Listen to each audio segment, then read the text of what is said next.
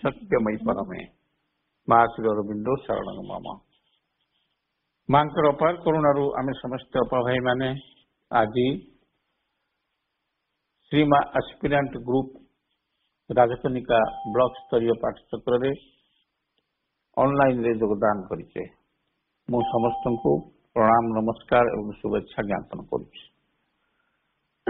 आमे जो विषय धारावाहिक भाव आलोचना करुचे श्री अरविंदर पंडिचेरी पर्व आश्रम किपरि गठित हला एवं माँ केमिति आश्रम को संचालित कले से संपर्क में आलोचना करुचे। एवं आमे गत नवेम्बर मास 14 तारिख रे पार्ट 30तम अध्याय पाठ करथिले आलोचना करथिले। आज 26/12/2023 रे पार्ट 31 आलोचना करबा। आमे गत मासरे वसुधांकर कथा आलोचना करथिले। वसुधा जे कि मां को पाखरे सबुदिन थिले, मां शरीर रक्षा कले परे से आश्रम में रही। दिने आश्रम प्राथमिक अवस्था प्रथम अवस्था सी जो आसी रहिले सेतबेले बहु विरोधी शक्ति आक्रमण कले। से बहु विरोधी शक्ति आक्रमण सम्मुखीन होते only to provoke the grace to act in due measure. Grace पाखरे केमिति काम करिवो ठीक परिमाण रे जेतिक आवश्यक से विरोधी शक्ति आक्रमण से जानी पारुथिले। आक्रमण जेते जोर होउतला मां तो ग्रेस से बेसी ऊपर ढाई होउतला एवं सबु जिनिस से भाव में भलरे चलता एवं बेले बेले से केमिति मां को पाखरे निजको खोली धरिवे एवं सबु कथा मां को पचारे श्री अरविंद को चिठी लिखिक जनइबे। यही कथाटी को मां सब बुझाऊे जहाँ तोर हो असुविधा मो पाखे प्रकाश कर।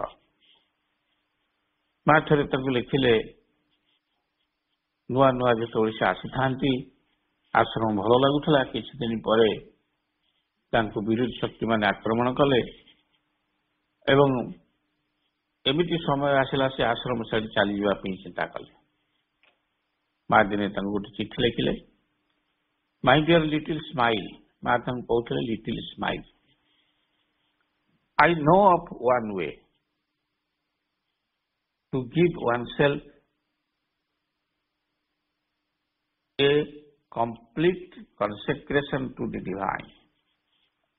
मु तुमको आज गोटे बाट कहबी जो बाटे तुम्हें गले प्रभु को पाखरे कंप्लीटली निजको निवेदित कर दे पारिबो। The more one gives one self, साधक बा व्यक्ति जेते परिमाण रे निजको भगवान को दे देव, द मोर वन ओपेन्स सेतिकी परिमाण से निजे खोली हो जीव। द मोर वन ओपेन्स जेते परिमाण से खोली हब, द मोर वन सेते परिमाण रे से ता भीतर को ग्रेस को डाकी आनी पारिबो। And in the intimacy of this self giving, निजको दे देवार ए जो आत्मीयता, one can become conscious of the inner presence. यही सेल्फ गिविंग टी जतबेले खूब इंटीमेट हो निजर हो, विदाउट सेल्फ गिविंग मो रही पारिबिनी बोली साधक बा साधिका भाविबे, सेतबेले तांको भितरे श्री भगवान प्रभुंकर मां श्री अरविंदर उपस्थिति अनुभव करिवे। इनर प्रेजेंस, इनर जॉय से प्रेजेंस से पाखक आनीदब inner joy, Ananda. On 30th August 1936, when Vasudha sounds an SOS, Vasudha ସେତେବେଳେ ପୁରା ମନା କରିଦେଲେ, ଚରମ ବାଣୀ ଶୁଣେଇଦେଲେ, SOS, ମୁଁ ଆଶ୍ରମ ଛାଡ଼ି ଦଉଛି। A note of urgency and despair. ସେ ଲେଖିଲେ, I find that I have lost everything. ସେ ମାଙ୍କୁ ଲେଖି ଜଣେଇଦେଲେ, ମା ମୁଁ ଦେଖୁଛି ମୁଁ ସବୁ ହରେଇ ସାରିଲିଣି ଏଠିକି ଆସିକିରି। All that was good in me, all is lost. ମୋ ଭିତରେ ଯେତେ ଭଲ ଥିଲା, ମଙ୍ଗଳଜନକ ଥିଲା, ସେସବୁ ଗଲାଣି, ଆଉ କିଛି ନାହିଁ ମୋ ଭିତରେ। The mother tells her, ମା ତାଙ୍କୁ କହିଲେ, dear little child, that the possible reason for the bleak feeling was the clouding of the consciousness. କହିଲେ, my dear little child, ତମେ ଯୋଉ କଥା ସବୁ କହୁଛ ତାର ପସିବୁଲ ରିଜିନ କଣ ଜାଣିଛ? ତାର ସମ୍ଭାବ୍ୟ କାରଣ ଯେ ତୁମର ଚେତନା ଉପରେ ଗୋଟେ ବାଦଲ ତାକୁ ଢାଙ୍କି ଦେଲାଣି। brought about by the influx of visitors. ଏଇ କ୍ଲାଉଡଟି କୁଆଡୁ ଆଇଛି, କେମିତି ଆଇଲା? ନା ଆଶ୍ରମକୁ ଯେତେ ପରିମାଣରେ ସାଧକ ମାନଙ୍କର ଭିଜିଟର ମାନଙ୍କର ସୁଅ ଛୁଟିଛି, ଇନଫ୍ଲକ୍ସ, ଆଶ୍ରମର ସେତେବେଳେ ଏଇ ଯୋଉ ପ୍ରାରମ୍ଭିକ ଅବସ୍ଥା କଣ ହଉଛି ବୋଲି ସେଠି ଦେଖିବା ପାଇଁ ବର୍ତ୍ତମାନ ଯେମିତି ଚାଲୁଛନ୍ତି ସବୁ ହଜାର ହଜାର ପରିମାଣରେ, ସେମିତି ସେତେବେଳେ ମଧ୍ୟ ବହୁତ ଲୋକ ଆଶ୍ରମକୁ ଆସୁଥିଲେ। ତାକୁ ମା କହୁଛନ୍ତି ଫ୍ଲକ୍ସ ଅଫ ଇନଫ୍ଲକ୍ସ ଅଫ ଭିଜିଟର୍ସ, ଯୋଉ ଆସୁଛନ୍ତି ବହୁ ସଂଖ୍ୟାରେ, ସେଇମାନେ ଏଇ ପ୍ରକାର କ୍ଲାଉଡ କଳା ବାଦଲକୁ ନେଇ ଆସୁଛନ୍ତି। ଏବଂ ସେତେବେଳେ ଆଗରେ ଥାଏ 15th ଅଗଷ୍ଟ ଦର୍ଶନ। 15th ଅଗଷ୍ଟ ଦର୍ଶନକୁ ବହୁ ଲୋକ ଆସୁଥାନ୍ତି, visitors. You must not let this upset you too much. ଏ ଲୋକମାନେ ଆସୁଛନ୍ତି, ତମେ ତାଙ୍କୁ ଦେଖୁଛ, ସେମାନେ କେମିତି ଅଛନ୍ତି ବୋଲି ଭାବୁଛ, ସେମାନେ ତୁମଠୁ ଭଲରେ ଅଛନ୍ତି, ତୁମ ହାତରେ ଟଙ୍କା ପଇସା ନାହିଁ, ସେମାନେ ହାତ ଖୋଲିକିରି ଖର୍ଚ୍ଚ କରୁଛନ୍ତି, ସେମାନେ ଯୋଉ ଡ୍ରେସ ପତ୍ର ପିନ୍ଧିକିରି ଆସୁଛନ୍ତି ତାର ମୂଲ୍ୟ ବହୁତ, ତୁମ ପାଖରେ ସେମିତିଆ ଡ୍ରେସ ନାହିଁ, ସେମାନଙ୍କ କଥାବାର୍ତ୍ତା ନିଜକୁ ନିଜର ଅହଙ୍କାରକୁ ପ୍ରଦର୍ଶିତ କରିବା ପାଇଁ ଉଦ୍ଦିଷ୍ଟ, ସେଇ ଜିନିଷ ତୁମ ପାଖରେ ନାହିଁ। ତେଣୁ ତମେ ସେଇ ଯୋଉ ବାଦଲ ସେମାନେ ନେଇ ଆସୁଛନ୍ତି ସେଇଥିରେ ତୁମ କନସିୟସନେସ ଟା ଘୋଡେଇକିରି ପଡୁଛି। You must not let this upset you too much. ଏହା ଦ୍ୱାରା ତୁମେ ଅପସେଟ ହେଇଯିବା, ଉଥଲ ପୁଥଲ ହେଇଯିବା ଉଚିତ ନୁହଁ। But simply aspire with calm and perseverance. Simply ତୁମେ କାମନେସ ଭିତରେ ଅଭିଷ୍ଠା କର, ତୁମେ ଯାହା ଚାହୁଁଛ, ଏବଂ ଅଧ୍ୟବସାୟ ପରିଚାଳ, ଲାଗି ରୁହ ସେଥିରେ। ଫର କଣ ସେଟା ନା ଫର ଦି ଲାଇଟ ଟୁ ଆପିୟର। ଯୋଉ ଆଲୋକ ତୁମ ଭିତରକୁ ଆସୁଛି, ସେଇ ଆଲୋକ ତୁମ ଭିତରେ ଆପିୟର କରୁ, ତମକୁ ଦେଖାଯାଉ, ସେହା ତୁମେ ଆସ୍ପାୟାର କରିଚାଲ ଏବଂ ସେଥିରେ ଲାଗି ରୁହ। ମା ଏ କଥା ତାଙ୍କୁ କହିଲେ। Also, these perilous hairpin bends, notwithstanding, Vasudha is set on her march towards the supramental summit.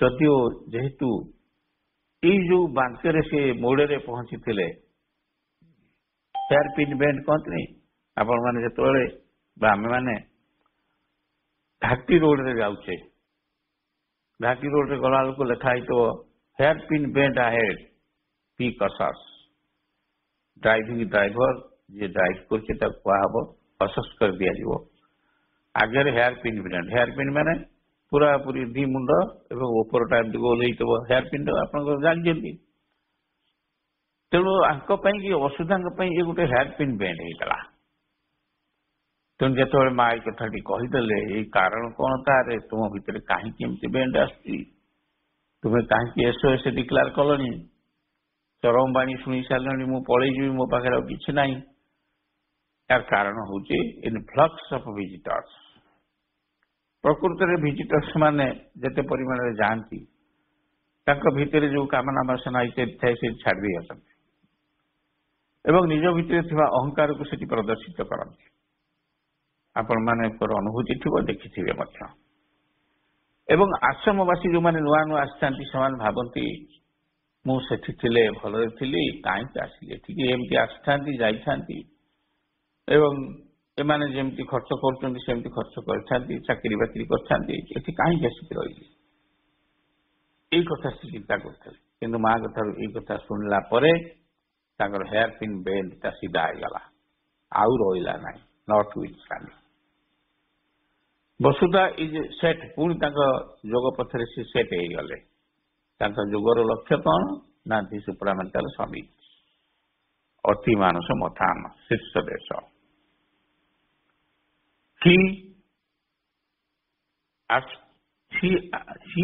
her aspiration not his her aspiration constantly burning and her will to ultimate victory sustained by the surveying grace of the mother माँ जो grace ढालुले जो कृपा ढालुले करुणा ढालुले से कृपा करुणा बल से कन्स्टांटली बर्निस्ट burn जोग पथरे से अग्नि रे गाधेला परी गाधेकरी आगु को बढ़ी जाऊे आगु को चली जाऊे अल्टीमेट विक्ट्री आड़ को ये वसुंधा जीवन तापर से आश्रम को चली जा कथा के कहना चिंता भी करना बर्तमान आम आउ जड़े सेमती भाग्यवान भक्त साधक कथा छोट पिलाटीए ना हूँ रोमेन पालित रोमेन पालित नवेम्बर 1929 रे जो 9 वर्ष से 9 वर्षर बालक से आश्रम को आसिले बापा सहित बापा ना रजनीकांत पाली से कहले मु आश्रम रही नवेम्बर 24 दर्शन को सी आसते 1929 नवेम्बर 24 एपरिक एते कम बयस Romain felt a great vastness ashram जो से आसी पहुंची गले ही फेल्ट ए ग्रेट भास्टनेस गोटे अति विशाल विशालता भाव को सी अनुभव कले ये आश्रम केते विशाल विशाल भाव गोटे गोटे बहुत खूब विस्तृत भाव felt a great vastness, a height in Sri Aurobindo. Sri Aurobindo vastness एवं श्री अरविंद शीर्ष देश उच्चता जिते उच्चता से अनुभव कले को प्रकार अनुभव है मो सम्मुखें जहाँ देखुची प्रभु श्री अरविंद मत जना पड़ी देखा होती सी आज ग्रेट आज द हिमालय पर्वत श्रेणी उत्तुंग श्रृंग परी से एठारे यही आश्रम उपवेशन करिसंती दर्शन करते रोमेन आश्रम रही जावाई खूब उत्साही हो पड़े श्री अरविंद को एवं मां को दर्शन कला परे एवं जेतेबेले यही कथाटी मां का आगे उपस्थापन करागला ଏବଂ ପ୍ରଭୁ ଶ୍ରୀ ଅରବିନ୍ଦଙ୍କୁ ସେ ଲେଖିକରି ଜଣେଇଲେ। ମା ଶ୍ରୀ ଅରବିନ୍ଦ ଦୁହେଁ ଯାକ କହିଲେ ରୋମେନ୍ ଏଥରକ ତାଙ୍କ ବାପାଙ୍କ ସାଙ୍ଗରେ ଫେରିଯାଉ ଏବଂ ପ୍ରଥମେ କିଛି ଇଂରେଜୀ ଭାଷା ଶିକ୍ଷା କରୁ, ଫଳତଃ ତାଙ୍କୁ ମାଙ୍କ ସହିତ କଥାବାର୍ତ୍ତା ହେବାକୁ ସୁବିଧା ହେବ। ଶ୍ରୀ ଅରବିନ୍ଦ ଲେଖିକରି ଜଣେଇଥିଲେ। ଜୁଲାଇ 1930ରେ ରୋମେନ୍ ଆସି ଆଶ୍ରମରେ ରହିଲେ। ତା ପର ବର୍ଷ ସେତେବେଳେ ସେ ଇଂରେଜୀ ଶିଖିଗଲେ। ମା ଜଣେ ଦୁଇ ଜଣ ଆଶ୍ରମବାସୀଙ୍କୁ ତାଙ୍କ ଦେଖାଶୁଣା କରିବା ନିମନ୍ତେ କହିଲେ, ତମେ ଦି ଜଣ ରୋମେନ୍ର ଦାୟିତ୍ୱ ନିଅ, ତାକୁ ପଢେଇବ, ତା ଖାଇବା ପିଇବା ଖବର ବୁଝିବ, ତା ପୋଷାକ ପତ୍ର ସଫା କରିବା କଥା ବୁଝିବ। ଦୁଇ ଜଣ ସାଧିକାଙ୍କୁ ତାଙ୍କ ଦାୟିତ୍ୱ ଦେଇଥିଲେ ଏବଂ ମା ସ୍ୱୟଂ ତାଙ୍କୁ ସର୍ବଦା ପଣତକାନି ତଳେ ଆଶ୍ରୟ ପ୍ରଦାନ କଲେ, ଯତ୍ନରେ ରଖିଲେ। ଏବଂ ମା ଲେଖିଛନ୍ତି ଏନଭଲଭିଂ ହିମ୍ ୱିଥ୍ ମାଇ କେୟାର, ମୋ ଯତ୍ନ ଦ୍ୱାରା ତାଙ୍କୁ ଘୋଡ଼େଇ ରଖିଥିଲି ମୋ ପଣତକାନି ତଳେ। କ୍ରମଶଃ ରୋମେନ୍ ଜ୍ଞାନ ଆହରଣ କରିବାକୁ ଲାଗି ପଡ଼ିଲେ। ପୁସ୍ତକମାନଙ୍କୁ ପାଠ କରି, ବହିପତ୍ର ସବୁ ପଢ଼ି, ବନ୍ଧୁମାନଙ୍କ ଠାରୁ ଏବଂ ଶିକ୍ଷକମାନଙ୍କ ଠାରୁ ଅନେକ ଶିକ୍ଷା ଲାଭ କରି କବିତା ଲେଖିବାକୁ ଚେଷ୍ଟା କଲେ। ମାଙ୍କୁ ପଚାରିଲେ, ମା ମୋତେ ଆଶୀର୍ବାଦ କରିବେ ନାହିଁ? ମୋ ହାତରୁ ମୁଁ ଟିକେ କବିତା ଲେଖିକି ଆପଣଙ୍କୁ ଶୁଣାନ୍ତି। ତତ୍ସହିତ ମ୍ୟୁଜିକ୍ ଏବଂ ପେଣ୍ଟିଂରେ ମଧ୍ୟ, ପେଣ୍ଟିଂ ଆଉ ମ୍ୟୁଜିକ୍ ଏ ଦୁଇଟାରେ ମଧ୍ୟ ସେ ଖୁବ୍ ପାରଦର୍ଶିତା ଲାଭ କଲେ। ତାପରେ 1934 ମସିହାରେ କିଛି ଗୋଟିଏ ଘଟଣା ଘଟିଲା, ତାହା ରୋମେନ୍ଙ୍କର ମୁହଁରୁ ଶୁଣିବା। ରୋମେନ୍ କଣ ଲେଖିଛନ୍ତି? ଦ ଗ୍ରେସ୍ ନାମକ ପୁସ୍ତକର 161 ପୃଷ୍ଠାରେ ମାଧବ ପଣ୍ଡିତ ଏହାକୁ ସଂଗ୍ରହ କରି ସେଥିରେ ଏଡିଟ୍ କରିଛନ୍ତି। When I was 14, I had a definite and exceptional experience of psychic being coming to forefront. In spite of all my unsteady nature, my moods, unsteady moods, and my constant depression.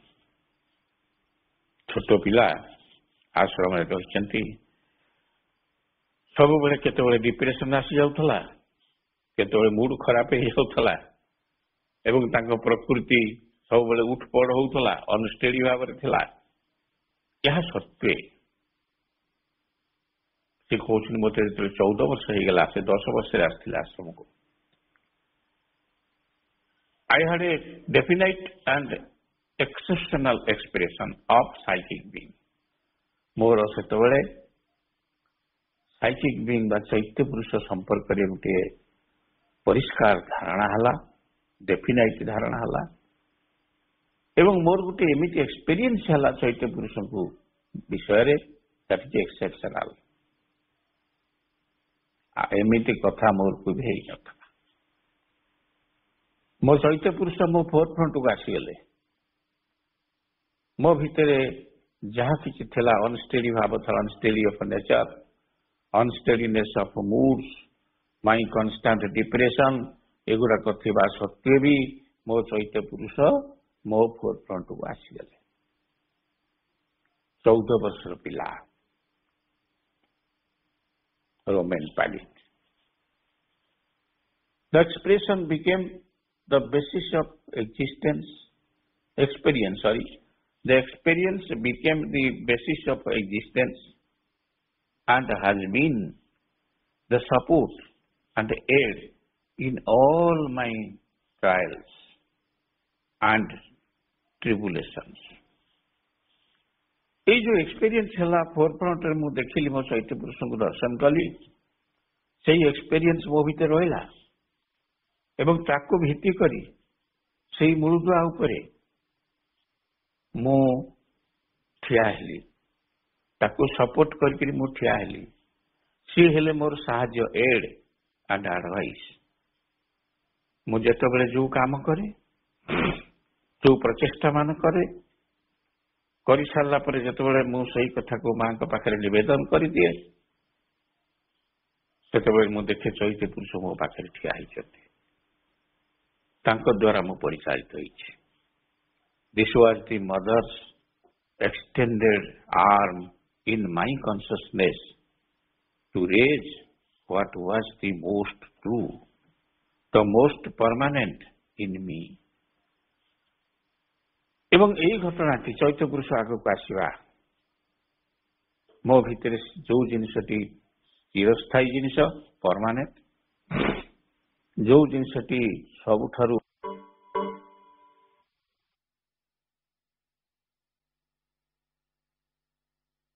Roman ପାଲିଟ, ଯେ ମା ମୋ ଆଡକୁ, ମୋ ଚେତନା ଭିତରକୁ ତାଙ୍କ ଅଭୟ ହସ୍ତକୁ ପ୍ରସାରିତ କରିଦେଲେ। Mother extended arms in my consciousness, ମୋ ଚେତନା ଉପରେ ହାତଟିକୁ ସ୍ପର୍ଶ କଲେ। ତାହା ଫଳରେ ଟୁ ରାଉଜ, ଉଦ୍ଦେଶ୍ୟ ମାଙ୍କର what was the most true, ମୋ ଭିତରେ ଯୋଉ ଜିନିଷଟା ପ୍ରକୃତ ସତ୍ୟ, ଯୋଉ ଚେତନାଟି, ସେଇ ଚେତନାକୁ ଉପରକୁ ଉଠେଇବା ପାଇଁ ମା ତାକୁ ଅଙ୍ଗୁଳି ସ୍ପର୍ଶ ଦେଲେ। ଦ ମୋଷ୍ଟ ପରମାନେଣ୍ଟ ଇନ୍ ମି, ଯୋଉ ଜିନିଷଟି ମୋ ପାଖରେ ସବୁଠାରୁ ଗୁରୁତ୍ୱପୂର୍ଣ୍ଣ ଭାବରେ ଚିରସ୍ଥାୟୀ ଭାବରେ ଅଛି, ଯୋଉ ଚୈତ୍ୟ ପୁରୁଷ, ମା ତାକୁ ଉପରକୁ ଉଠେଇଲେ। This altered all my life. ମାଙ୍କର ଏହି ସ୍ପର୍ଶ ମୋ ଜୀବନର ସବୁ କିଛି ବଦଳେଇ ଦେଲା। My vision and my valuation of things, persons, actions in general, and my relation with the mother in particular. କଣ କଣ ବଦଳିଲା ମୋ ଭିତରେ ମାଙ୍କର ଏହି ଦିବ୍ୟ ସ୍ପର୍ଶ? This altered all my life, ମୋ ସାରା ଜୀବନକୁ ଚେଞ୍ଜ କରିଦେଲା। My vision, ମୋର ଦୃଷ୍ଟିଭଙ୍ଗୀ, my valuation of things, ଜିନିଷ ମାନଙ୍କୁ ମୁଁ ଯୋଉ ପ୍ରକାର ଦୃଷ୍ଟିରେ ଦେଖୁଥିଲି, ତାର ପ୍ରକୃତ ମୂଲ୍ୟବୋଧ, ଯୋଉ ବ୍ୟକ୍ତିମାନଙ୍କୁ ମୁଁ ଯୋଉ ଦୃଷ୍ଟିରେ ଆଗରୁ ଦେଖୁଥିଲି ସେମିତି ଆଉ ଦେଖୁନାହିଁ। ମାଙ୍କର ଏହି ଦିବ୍ୟ ସ୍ପର୍ଶ ପରେ ତାଙ୍କୁ ପ୍ରକୃତ ଭ୍ୟାଲୁ ମୁଁ ଦଉଛି। ଯେତେ କାମ ମୁଁ କରୁଥିଲି, ଆକ୍ସନ୍ସ ଇନ୍ ଜେନେରାଲ, ସାଧାରଣ କର୍ମ, ଆଣ୍ଡ ମାଇ ରିଲେସନ ୱିଥ ମଦର, ମାଙ୍କ ସହିତ ମୋ ସମ୍ପର୍କ, ଏ ସବୁ ବହୁ ଉଚ୍ଚ ସ୍ତରକୁ ଉଠିଗଲା। ଯୋଗ କ୍ଷେତ୍ରରେ ଏହା ଏକ ସିଦ୍ଧି। ରୋମାନ ପାଲିଟ ତାଙ୍କ ନିଜ କଥା ନିଜେ କହିଛନ୍ତି ଏବଂ ତାକୁ ପାଠ କଲା ପରେ ଆମ ଭିତରେ ଶିହରଣ ସୃଷ୍ଟି ହେଉଛି। ଦିବ୍ୟଜନୀ ସୀମା ଯାହାକୁ ସ୍ପର୍ଶ କରିଦେଲେ, ଚେତନାରେ ଆଙ୍ଗୁଠିଟିଏ ମାରିଦେଲେ, ତାର ପରିବର୍ତ୍ତନ ହେଇଗଲା। କଣ କଣ ପରିବର୍ତ୍ତନ ହେଲା ନା ତାଙ୍କ ଜୀବନ, ତାଙ୍କ ଭିଜନ, ତାଙ୍କ valuation of things, valuation of a persons, valuation of actions in general, and particularly his relation with the mother. ଯାହା ଛଡା ଆଉ କଣ ଚାହେଁ ଜଣେ ବ୍ୟକ୍ତି? ସମ୍ପର୍କରେ ଗୋଟିଏ କଥା ମନକୁ ଆସୁଛି, ଆପଣମାନଙ୍କୁ କହିବାର ଲୋଭ ସମ୍ବରଣ କରିପାରୁନାହିଁ। ଆଶ୍ରମର ଜଣେ ବ୍ୟକ୍ତି, ଜଣେ ସାଧକ, ତାଙ୍କ ନାଁ ଏଲ୍। ଆଶ୍ରମରେ ତ କାହାରି ନାଁ ଦିଆଯାଏନି, ଲେଖିଲା ବେଳେ କାହା ନାଁ ଲେଖନ୍ତିନି। ଏଲ୍ ଲ। ସେ ବିଭିନ୍ନ ସମୟରେ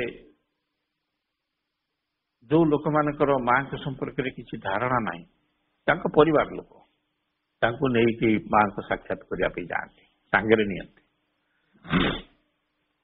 ସେମାନେ ମାଙ୍କ ଦର୍ଶନରେ ଏକବାର ହଜିଯାଆନ୍ତି, ଯାହାକୁ ନେଇଯାଆନ୍ତି ମାଙ୍କୁ ଦେଖିକିରି ସେ ସବୁ ହଜିଯାଆନ୍ତି କୁଆଡେ। କିନ୍ତୁ ମା ସେମାନଙ୍କୁ ନିଜ ନିଜର ଅବସ୍ଥାକୁ ପୁଣି ଫେରେଇ ଆଣନ୍ତି। ଥରେ ଏଲ୍ ଜଣେ ଦକ୍ଷିଣ ଆଫ୍ରିକୀୟ ଝିଅଙ୍କୁ ସାଙ୍ଗରେ ନେଇ ଶ୍ରୀମାଙ୍କ ନିକଟକୁ ଯାଇଥିଲେ। ସାଉଥ ଆଫ୍ରିକାର ଗୋଟେ ଝିଅଟିଏ। ସେଇ ଝିଅଟି ଏପରି ଅଚେତନ ଯେ ସେ ମାଙ୍କୁ କ୍ରସ୍ କରିକି ଚାଲିଗଲା। ମାଙ୍କ ବିଛଣା ଉପରେ ବସି ପଡ଼ିଲା। ବସିବାକୁ ଉଦ୍ୟତ ହେବା। ଏଲ୍ ତାଙ୍କୁ ସେଠୁ ଫେରେଇ ଆଣିଲେ। କହିଲେ ନାଇଁ ନାଇଁ ସେଠି ବସ ନା। ମା କିନ୍ତୁ ଦେଖିକିରି ତାକୁ ଭାରି ଖୁସି ହେଉଥାନ୍ତି। ମା ତାକୁ ପଚାରିଲେ, ଲିସନ୍, ତମେ କଣ ଅରୋଭିଲ ଯାଇଛ? ଏଇ ପ୍ରଶ୍ନଟି ପଚାରିଲେ। ସେଠି କହିଲା ନା ମୁଁ ଯାଇନି, ମତେ କେହି ନେଇନାହାନ୍ତି। ମା କହିଲା ମୁଁ ତ ବାହାରକୁ ଯାଉନାହିଁ, ନହେଲେ ତମକୁ ସାଙ୍ଗରେ ନେଇ ଯାଇଥାନ୍ତି। ମା ତାକୁ ଏତେ ଭଲ ପାଇଲେ। ତାପରେ ମା ସେ ଝିଅଟି ଅରୋଭିଲ ଦର୍ଶନର ବ୍ୟବସ୍ଥା କରିଦେଇଥିଲେ। ଥରେ ଏଲ୍ ତାଙ୍କର ଦ୍ୱିତୀୟ ଭାଇ, ବଡ ଭାଇ ତାଙ୍କ ଦ୍ୱିତୀୟ ଭାଇଙ୍କୁ ସାଙ୍ଗରେ ନେଇ ଶ୍ରୀମାଙ୍କ ନିକଟକୁ ଗଲେ। ମାଙ୍କ ସମ୍ମୁଖରେ ଉପସ୍ଥିତ ହେବା ମାତ୍ରକେ ସେ ଭାବାବେଗରେ ବିଗଳିତ ହୋଇଗଲେ। ଭାଇକି ସାଙ୍ଗରେ ନେଇ ଯାଇଛନ୍ତି, ମା ଦର୍ଶନ ଅନୁମତି ଦେଇଛନ୍ତି, ମା କେମିତି ଦୟା କଲେ, ଏତେ ଦୟା। ସେଥିପାଇଁ ସେ କାନ୍ଦିବାକୁ ଲାଗିଲେ। ମନେ ମନେ ଭାବିଲେ ଯାହା ହେଉ ବର୍ତ୍ତମାନ ତାଙ୍କର ଦୁଇ ଭାଇ ମାଙ୍କ ନିକଟରେ ଆସିବାକୁ ସକ୍ଷମ ହେଲେ। ଦୁଇ ଆଖିରୁ କୃତଜ୍ଞତାର ଧାର ଲୁହ ବୋହିବାରେ ଲାଗିଲା। ଏହିପରି ଘଟଣାରେ ତାଙ୍କ ବଡ ଭାଇ ଏକାବେଳେ କାବା କାବା ହେଇଯାଉଛନ୍ତି, କାନ୍ଦୁଛି କାହିଁକି? ଇଏ ହଉଛନ୍ତି ଜଣେ ସାଧିକା, ସାଧକ ନୁହନ୍ତି, ସାଧିକା, ତାଙ୍କ ଭଉଣୀ, ସାନ ଭଉଣୀ। ତେଣୁ ନିଜ ଭଉଣୀ ମୁଣ୍ଡରେ ସେ ହାତ ବୋଳିକି ତାକୁ ଆଶ୍ୱାସନା, କାହିଁ କାନ୍ଦୁଛୁ ମା, କାନ୍ଦନା। ହାତ ବୁଲାଇ ଭଉଣୀର ଏପରି ଢଙ୍ଗ, କାନ୍ଦୁଛି କାହିଁ ମାଙ୍କ ଆଗରେ। ସେଥିପାଇଁ ହାତ ଯୋଡ଼ିକି କହିଲେ, ମା ମୁଁ ତା ପାଇଁ କ୍ଷମା ମାଗୁଛି, ସେ ଜାଣିପାରୁନାହିଁ, କାନ୍ଦୁଛି, ମୁଁ ତା ପାଇଁ କ୍ଷମା ମାଗୁଛି। ଦେଖନ୍ତୁ, ଏବଂ ମା କ୍ଷମା ମାଗି କହିଲେ ଏହା ହେବା ଅନିବାର୍ଯ୍ୟ, କାରଣ ସେ ଆପଣଙ୍କୁ ଖୁବ ଭଲ ପାଏ। ଆପଣଙ୍କୁ ଭଲ ପାଏ ବୋଲି ସେ କାନ୍ଦୁଛି, ଅନ୍ୟ କୌଣସି କାରଣରୁ କାନ୍ଦୁନି। ଆପଣ ତାକୁ କିଛି କ୍ରୋଧ ହେଇକରି କିଛି କହିନାହାନ୍ତି ବୋଲି ସେ କାନ୍ଦୁଛି, ସେ କହିଛନ୍ତି ବୋଲି କାନ୍ଦୁଛି, ସେ କଥା ନୁହଁ। ତାର କିଛି ଅଭାବ ଅଛି ବୋଲି କାନ୍ଦୁଛି, ସେ କଥା ନୁହେଁ। ଆପଣଙ୍କୁ ସେ ଭାରି ଭଲ ପାଏ ବୋଲି କାନ୍ଦୁଛି, ଆପଣ କିଛି ଭାବିବେନି। ମା ଖୁବ ଜୋରରେ ହସିଲେ ଏବଂ କହିଲେ, ତମେ ଜାଣିନା, ସିଏ ପରା ମୋର ଘନିଷ୍ଠ ସାଥୀ, ମୋ ସାଙ୍ଗ ସିଏ, ସେଇଥିପାଇଁ ମୋର ଦେଖିକି କାନ୍ଦୁଛି। ଏଲ୍ ତାଙ୍କର ଅନ୍ୟ ଭାଇମାନଙ୍କୁ ମଧ୍ୟ ମାଙ୍କ ପାଖକୁ ନେଇକି ଯାଇଥିଲେ। ସେ ମାଙ୍କୁ ପଛପଟରୁ ଦେଖିକିରି, ପଛରୁ ଦେଖିକିରି ତାଙ୍କର ଆଉ ଜଣେ ଭାଇ, ବଡ ଭାଇ ଭାବିଲେ ଇଏ ଏତେ ବୃଦ୍ଧାବସ୍ଥା, ଭଗ୍ନ ଶରୀର, ଚମ ଧୁଳୁ ଧୁଳୁ ହେଇଗଲାଣି। ହେ ଭଗବାନ, ମୋ ଭଉଣୀ ନିଶ୍ଚିତ ପାଗଳ ହେଇଯାଇଛି, ଏହିପରି ଜଣେ ବୃଦ୍ଧାଙ୍କ ଆଶ୍ରମରେ ଆସିକି ଅଛି, ଏଇଆ ଭାବୁଛନ୍ତି ସେ। କିନ୍ତୁ ମାଙ୍କ ସମ୍ମୁଖରେ ଯାଇ ଦଣ୍ଡାୟମାନ ହେବା ମାତ୍ରକେ ଯେତେବେଳେ ବୁଲି ପଡ଼ିଲେ ଆଗକୁ, ତାଙ୍କ ଆତ୍ମା ନିଜର ଚକ୍ଷୁ ସମ୍ମୁଖକୁ ଚାଲି ଆସିଲା। ସେ କଇଁ କଇଁ ହିଁ କାନ୍ଦିବାକୁ ଲାଗିଲେ। କି ଅପୂର୍ବ ଦୃଶ୍ୟ ମୁଁ ଦେଖୁଛି। ମା ତ ଚିର ଯୌବନା, ମାଙ୍କୁ ଗ୍ରହଣ କରିବାକୁ ହସ୍ତ ପ୍ରସାରଣ କରନ୍ତେ ତାଙ୍କ ହାତରୁ କିଛି ଏକ ପ୍ରତିବନ୍ଧକ ସୃଷ୍ଟି କଲା। ମା ତାଙ୍କୁ ଗ୍ରହଣ କଲେ, ହାତ ବଢେଇଲେ, ଆସ। କିନ୍ତୁ ସେ ଯାଇପାରୁନାହାନ୍ତି, ତାଙ୍କ ପାଦ ଉଠୁନାହିଁ ସେଠୁ। କିଛି ପ୍ରତିବନ୍ଧକ ସୃଷ୍ଟି ହେଉଛି ଯିବା ପାଇଁ, ଏବଂ ସେ ଗୋଟିଏ ପାଦ ପଛକୁ ହଟି ଆସିଲେ। ଅର୍ଥାତ୍ ସେ ପର୍ଯ୍ୟନ୍ତ ସୁଦ୍ଧା ପ୍ରସ୍ତୁତ ହେଇନଥିଲେ ମାଙ୍କର କର ସ୍ପର୍ଶ କରିବା ପାଇଁ, ଅମୃତ ସ୍ପର୍ଶ ଲାଭ କରିବା ପାଇଁ। ମା ତାଙ୍କୁ ଅନନ୍ତ ସ୍ନେହପୂର୍ଣ୍ଣ ଭାବରେ କହିଲେ, ତୁମେ କଣ ମୋ ନିକଟକୁ ଆସିବନି? Will you not come to me? ଏଇ ଟିକିଏ କଥାରେ ତାଙ୍କ ଭାଇଙ୍କର ସବୁ ପ୍ରତିରୋଧ କୁଆଡେ ଉହାନ ହେଇଗଲା। ମା କହିଥିଲେ, ତୁମେ ଆସିବ ନାହିଁ।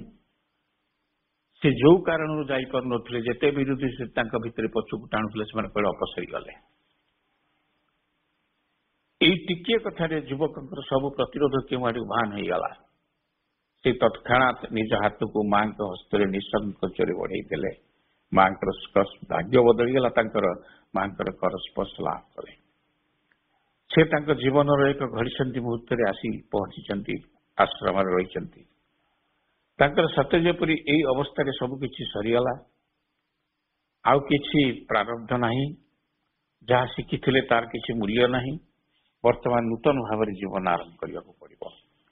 ବର୍ତ୍ତମାନ ତାଙ୍କର ସମସ୍ତ ଭ୍ରମ ଦୂର ହେଇଗଲା। ନିଜ ମନରେ ଆତ୍ମବିଶ୍ୱାସ ଯେତିକି ଥିଲା ଆହୁରି ବହୁଗୁଣିତ ହେଲା। ମଧୁବୋଳା ବିଶ୍ୱାସ ଆପେ ଆପେ ଫେରି ଆସିଲା।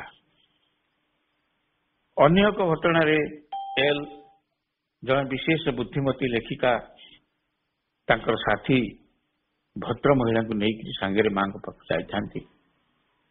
ଏହି ଭଦ୍ର ମହିଳା ଆଶ୍ରମ ଜୀବନ ସମ୍ବନ୍ଧରେ ତାଙ୍କର ବିଭିନ୍ନ ଥଟ୍ଟା ଫରିଆସ ସିଡ଼ି ଚଢ଼ି ମାଙ୍କ କକ୍ଷ ସମ୍ମୁଖରେ ଦଣ୍ଡାୟମାନ ହେଲା ପର୍ଯ୍ୟନ୍ତ ଆଶ୍ରମ ସମ୍ପର୍କରେ, ମାଙ୍କ ସମ୍ପର୍କରେ, ଶ୍ରୀ ଅରବିନ୍ଦଙ୍କ ସମ୍ପର୍କରେ, ଏଠି ରହିଥିବା ସାଧକ ସାଧୀମାନଙ୍କ ସମ୍ପର୍କରେ ଅନେକ ଥଟ୍ଟା ଫରିଆସ। ଏମାନେ କାମ ଛାଡ଼ି ଦେଇ ପଳେଇ ଆସିଛନ୍ତି, ଏଠି ଖୁସିରେ ଆନନ୍ଦରେ ଖାଇ ପିଇକି ବସିଛନ୍ତି, ଇଏ କି ଆଶ୍ରମ, ଏମିତି କହିକି ସବୁ ଯାଉଥାନ୍ତି। ମାଙ୍କ ରୁମ୍ ସମ୍ମୁଖରେ କବାଟ ପାଖରେ ଖୋଲିଲେ ଯିବେ ନା ଠିଆ ହେଲା ପର୍ଯ୍ୟନ୍ତ କହୁଥାନ୍ତି। ଆଶ୍ରମର କୌଣସି ବିଭାଗ ତାଙ୍କ ଥଟ୍ଟା ପରିହାସରୁ ବାଦ ଯାଇନଥିଲା। ଆଶ୍ରମର କୌଣସି ବିଭାଗ ତାଙ୍କ ଥଟ୍ଟାର ପରିସର ମଧ୍ୟରୁ ଓ ବିଭିନ୍ନ ପ୍ରକାର କଟୁ ମନ୍ତବ୍ୟର ଆକ୍ରମଣରୁ ତ୍ରାହି ପାଇପାରୁନଥିଲା। କିନ୍ତୁ ଇଏ କଣ? ସିଏ ଦିବ୍ୟଜନନୀ ଶ୍ରୀମାଙ୍କର ଦର୍ଶନ ସାରି ଫେରି ଆସିବା ପରେ ସେହି ଭଦ୍ର ମହିଳା ଆଉ ଥରୁଟିଏ ମଧ୍ୟ ପୂର୍ବର ଥଟ୍ଟା ତାମସା କଥାବାର୍ତ୍ତାର ଗୋଟିଏ ଶବ୍ଦ ବି ଉଚ୍ଚାରଣ କରିନଥିଲେ। ସେ ଆଶ୍ରମରେ 3 ଦିନ ନୀରବରେ ରହିଲେ, କାହାରି କିଛି କହିନାହାନ୍ତି। ଫେରି ଯାଇ ଏଲ୍ଙ୍କ ପାଖକୁ ଚିଠି ଲେଖିଥିଲେ, ବର୍ତ୍ତମାନ ମୁଁ ଜାଣିପାରୁଛି କାହିଁକି ଶେଷରେ ମୁଁ ଆଶ୍ରମକୁ ଯାଇଥିଲି। କି ଦିବ୍ୟ ଭାବ, କି ଅପୂର୍ବ ମୂର୍ତ୍ତି, କି ଅମୃତ ଭଳା ହସ ଆଉ କୋଉଠି ମିଳିବ?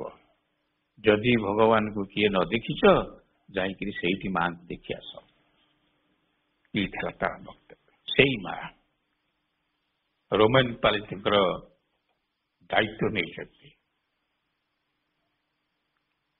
14 ବର୍ଷର ପିଲା ମାଙ୍କର ବାହୁଛାୟା ତଳେ ରୋମାନ ତାଙ୍କ ଆଶ୍ରମ ଜୀବନ ଏତେ ସହଜରେ ଏବଂ ନିରାପଦରେ କାଟୁଥିଲେ।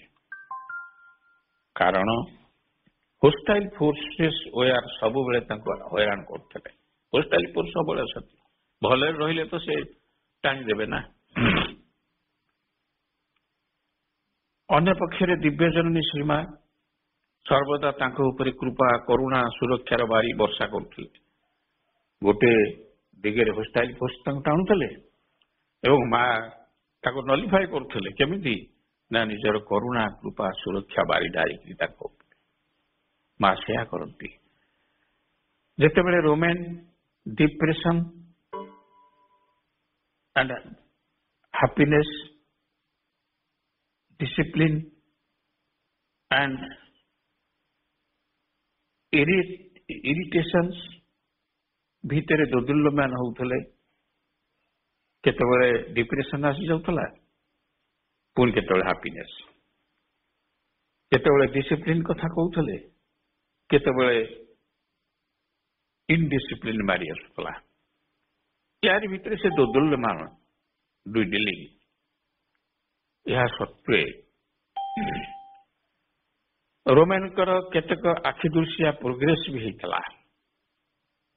आग पछ टणाटणी होउथिले मध्य ताकर प्रोग्रेस होउथला, कारण मांकर ग्रेस सब काटी दउथला विरोधी शक्ति लीला को।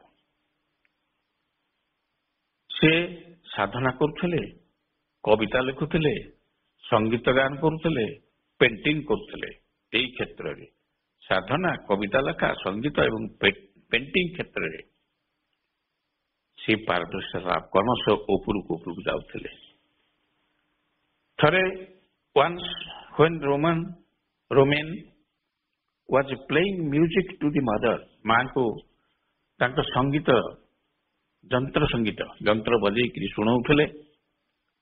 She went into the deep concentration.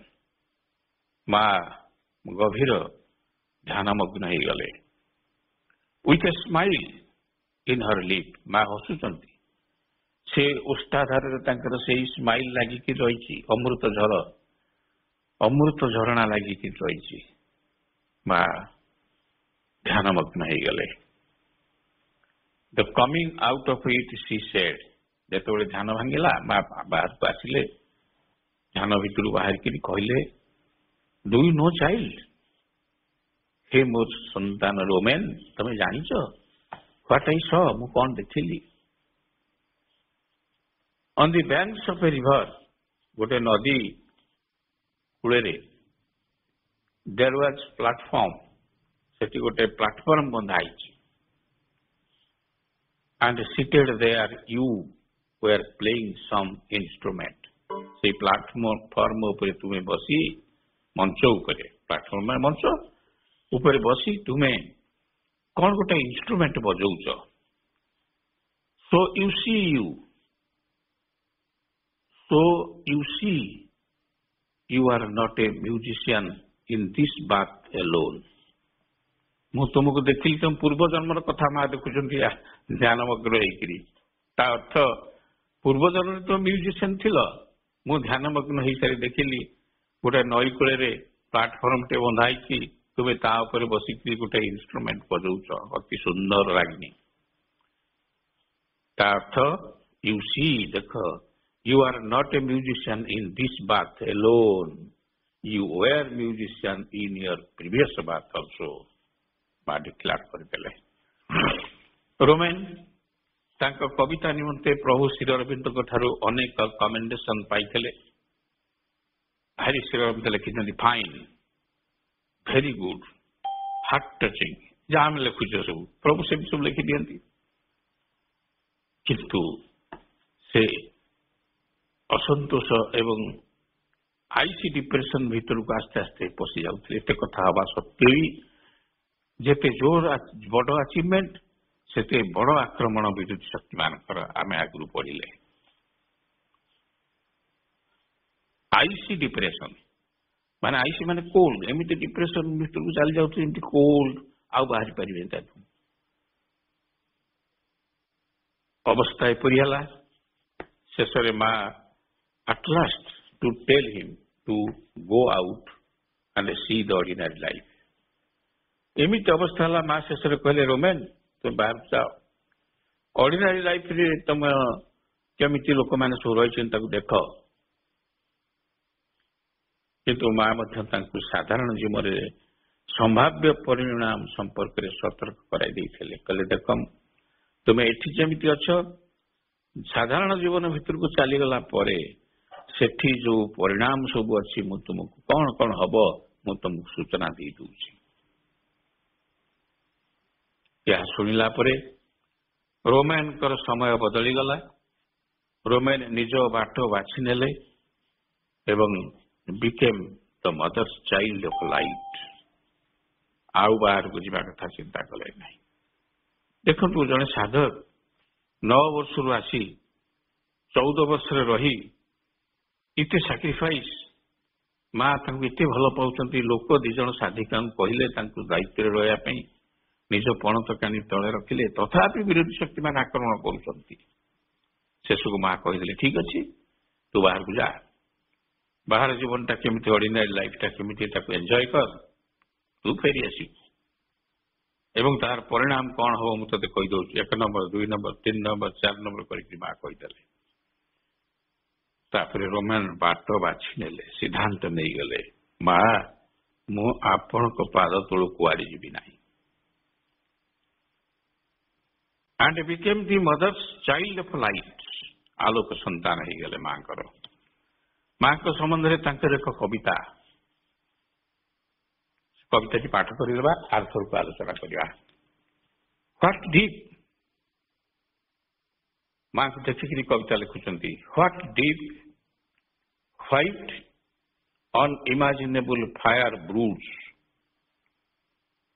within her frail body's golden citadel. What Tucson sleeps in her sky tranquil eyes. Tucson মানে শক্তি। ତାଙ୍କର ଟାନକୁ ନୀରବ ନିଶ୍ଚଳ ଚକ୍ଷୁଦ୍ୱୟ ମଧ୍ୟରେ କି ପ୍ରକାର ଶକ୍ତି ଶୋଇଛି। What secrecy of God's apocalypse is hidden behind her lustrous limbs of peace. What stupendous love's flame red magnificence blazes within the monuments of her soul.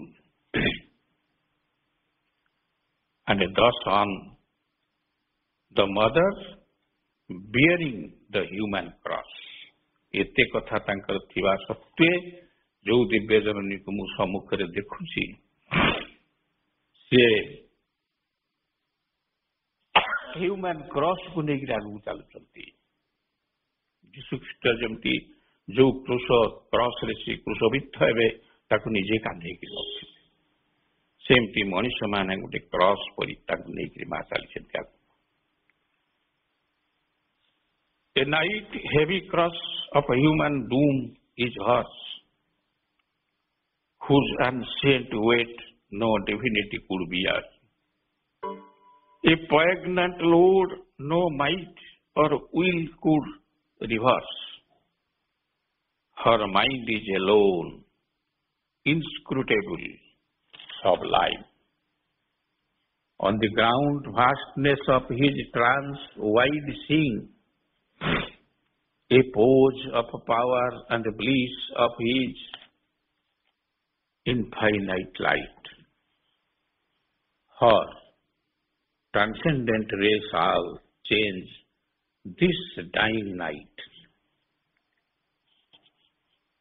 केते गभीर रे शुभ्र अचिंतनीय अग्नि चिंतामग्न भंगुर सुवर्ण तांक देहर पूजा विधि परे केते शक्ति सुप्त तांक आकाश निश्चल चक्षुद्वय मध्य केउठी बा ईश्वरंक प्रलय रहस्य सते कौन लुचि अछि तांक प्रशांतिर लावण्य अंगरे सते बा चमत्कार प्रेमर लाल अग्निशिखा प्रकांड विशाल आउ गौरव उज्ज्वल जाजुल्यमान तांक आत्मा कीर्ति स्तंभ मध्य से दिव्य जननी बहन करती नीति मानव पुरुषକୁ रात्रिर ओजनदार मानव मृत्युर कृष अटई तांकर आदिम कालरू जो भार कौनसी देवता न पारंती वही अत्यंत दुखर बोझ कौनसी शक्ति अबा इच्छा शक्ति न पारेता ओलटाई देई मन तांक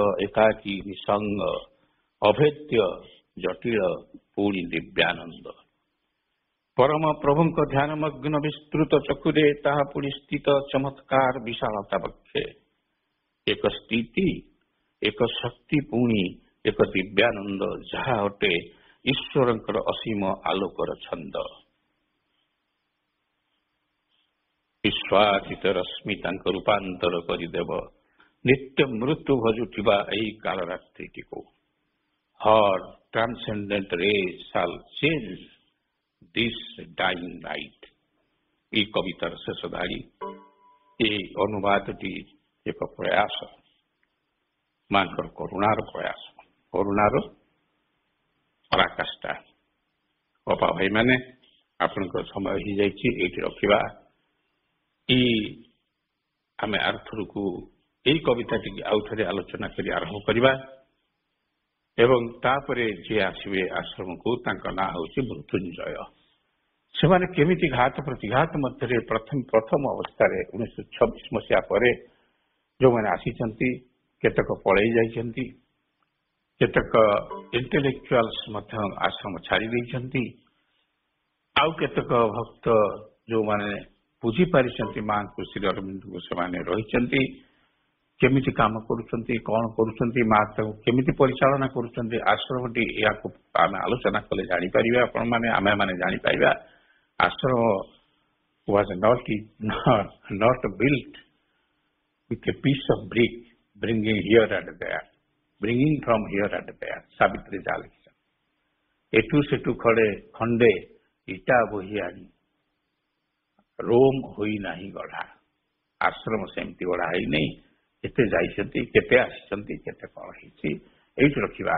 ओम आनंदमयी चैतन्यमयी सत्यमयी परमयी मां श्री अरविंद शरण।